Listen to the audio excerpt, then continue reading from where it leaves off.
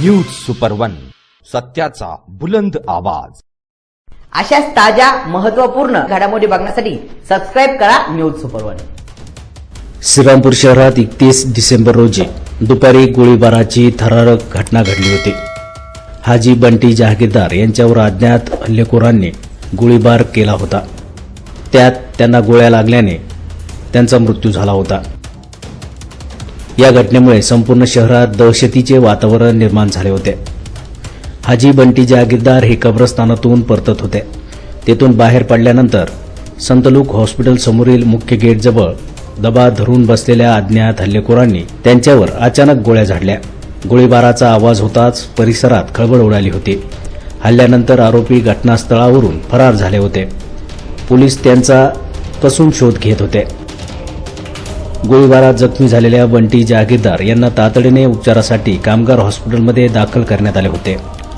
त्यानंतर त्यांना नगरला हलविण्यात आले, परंतु उपचारापूर्वीच त्यांचा मृत्यू झाला होता। पोलिसांनी या घटनेची गांभीर्याने दखल घेत तपासाची चक्रे वेगाने फिरवीत 5 विशेष पोलीस पथके रवाना केली होती।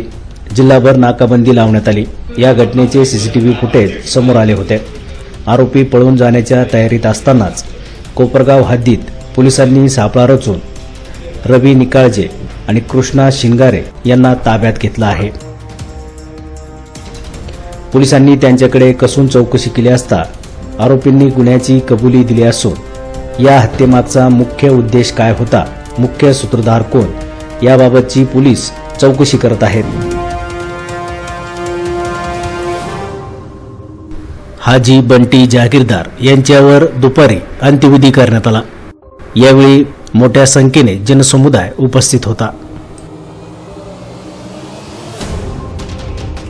या घटनेचा तपास जिल्ह्याचे पोलीस अधीक्षक सोमनाथ घारगे, अप्पर पोलीस अधीक्षक सोमनाथ वाघचौरे यांच्या मार्गदर्शनाखाली डीवायएसपी जयदत्त भवर आणि पोलीस निरीक्षक नितीन देशमुख हे करीत आहेत। न्यूज सुपर वन साठी अजिंक्य पटेकर, श्रीरामपूर।